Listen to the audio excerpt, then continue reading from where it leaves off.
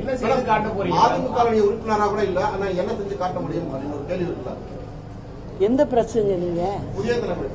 புதிய தலைமுறையா? ஓ சரி, நல்ல கேள்விதான். அதாவது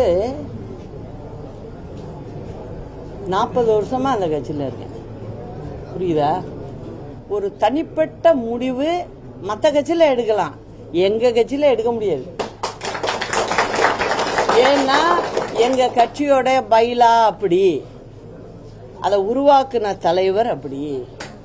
அதனால நீங்க வேற கட்சியில சொல்லலாம், எங்க கட்சியில இந்த பேச்சுக்கே இடம் இல்லை.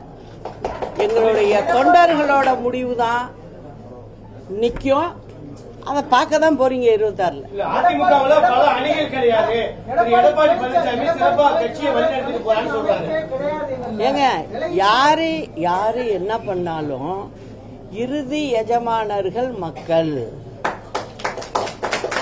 நான் கூட சொல்ல மாட்டேன், இறுதி எஜமானர்கள் மக்கள். அவங்க என்ன தீர்ப்பு கொடுக்குறாங்க அப்படிங்கிறத எல்லாருமே சேர்ந்து பார்ப்போம். திமுக 2021, 24 தேர்தல் அரசியல் ஒதுங்கி இருந்தீங்க, 26 நேரடி தேர்தல் அரசியலுக்கு நீங்க வருவீங்களா? சுற்றுப்பயணம் இப்ப என்ன பண்ணிட்டு இருக்கோம்? அதனால உங்களை எல்லாம் கூப்பிடாம இருக்க மாட்டேன்.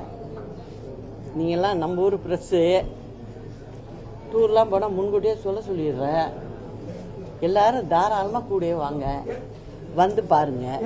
ஆனால் வர்ற நீங்கள் ஒரு இடத்துக்கு வந்துட்டு ஒரு டவுனில் நின்று போயிடாதீங்க.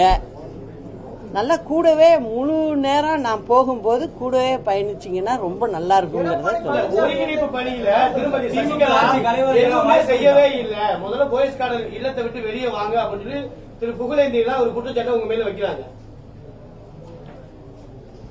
நான் தான் சொல்றேன்ல, நீங்களாம் என் கூட வாங்க, வந்துட்டு நீங்க வந்து பார்த்துட்டு அப்புறமேல பேசுங்க. திமுக ஆட்சி கலைவதற்கான வாய்ப்பு இருக்குன்னு நினைக்கிறேன். திமுக 200 இடங்கள்ல வெற்றி பெறும் சொல்லியிருக்குது 2026 சட்டமன்ற தேர்தல்.